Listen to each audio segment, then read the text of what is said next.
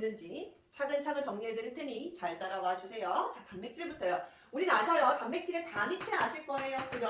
단백질의 단위체, 즉 기본 단위는 뭡니까? 라고 하면 여러분들은 아미노산이라고 알고 계실 거예요. 맞아요. 아미노산. 그 아미노산은 총 우리 몸에 20종류가 존재합니다. 라는 사실을 기억을 해주시는데 도대체 이 아미노산이 어떻게 모여서 단백질을 이루는가? 를 포인트를 두시고 공부를 하시면 됩니다. 자, 그럼 아미노산의 구조식을 지금부터 제가 그려보겠습니다. 아미노산은요, 여러분 아실 거예요. 탄소를 중심으로 이루어진 탄소 화합물입니다.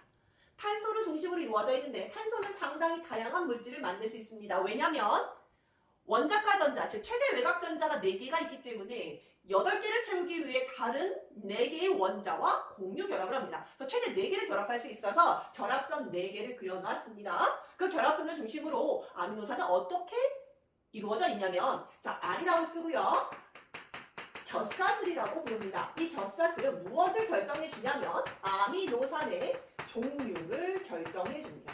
그런 곁사슬이 붙어 있고요. 그 밑에는 수소가 붙어 있습니다. 그리고 그 옆에는 질소가 붙어 있는데요. 자, 질소는 원자 번호 7번이에요. 그럼 첫 번째 껍질에 2개 들어가 있고 두 번째 껍질에 5개 들어가 있습니다. 그러면 몇 개가 더 필요합니까? 3개가 더 필요합니다. 옥텟 규칙 아실 거예요. 3개가 더 필요합니다. 그러면 3개의 원자들과 공유결합을 할 수 있겠네요. 그런데 이미 1개가 수소래요. 탄소와 공유결합을 하고 있었죠? 자, 이미 1개가 탄소와 공유결합을 하고 있습니다. 그러면 그 주변에 결합선을 하나, 2개를 더 그리고 그럼 하나, 둘, 셋, 3개와 공유결합을 할 수 있겠네요. 그 주변이 누구로 둘러싸여 있냐면 수소로 둘러싸여 있습니다. 이렇게 NH2라고 해서 요 녀석을 뭐라고 부르냐면 아미노기라고 부릅니다. 아미노기. 그러면 아미노기가 옆에 공유결합으로 결합이 되어 있고요. 그 옆에는요. 탄소 옆에 탄소가 하나 더 붙어 있습니다. 그리고 그 옆에 산소가 붙어 있고 수소가 이렇게 붙어 있고요. 그 밑에 산소가 이렇게 붙어 있습니다. 자, 어렵지 않아요? 탄소는 결합선이 하나, 둘, 셋, 4개 그려야 된다고 합니다. 그럼 4개를 그릴 때 산소는요. 원자 번호 8번이기 때문에 최대 외곽 전자가 6개입니다. 그럼 2개의 결합선이 더 필요하겠죠? 그러면 자, 한쪽에 몰아서 2개를 그려놓고 여기다 산소를 배치하고요. 결합선이 마지막 하나 있는 녀석은 산소 배치하고 그 옆에 수소를 배치해서 결합선 2개 만족시키고 수소는 결합선 하나만 필요하기 때문에 이 수소 결합선까지 만족시키는 무엇을 만들어내냐면 COOH라고 해서요. 카복실기를 만들어냅니다.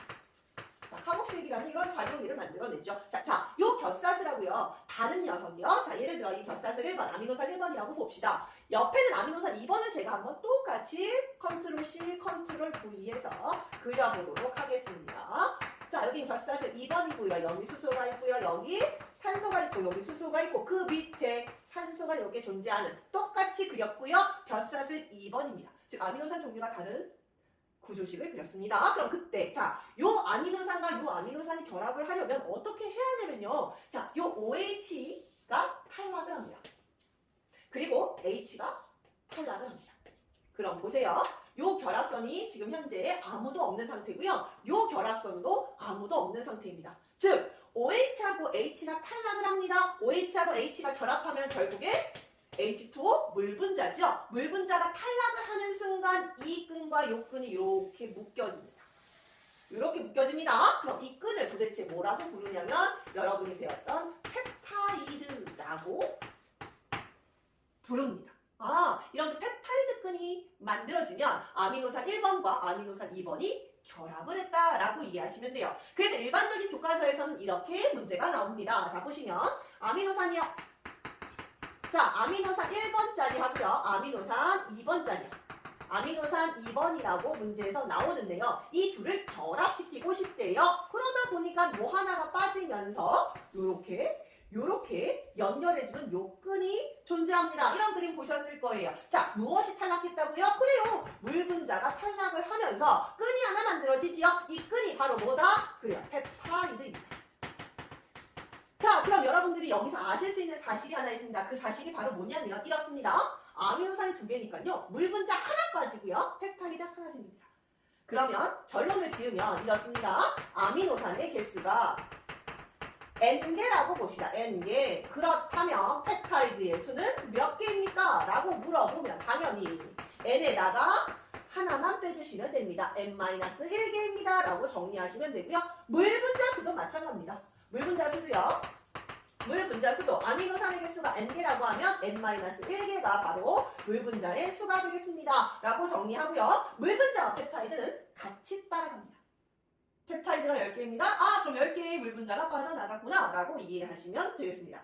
자, 그러면 선생님, 이렇게 아미노산 2개가 연결된 펩타이드는 단백질인가요? 아니요. 좀 더 연결해야 합니다. 그래서 아미노산이 여러 개 연결해서 펩타이드가 이렇게 여러 개 생기면 우리는 그 녀석을 폴리펩타이드라고 불러요.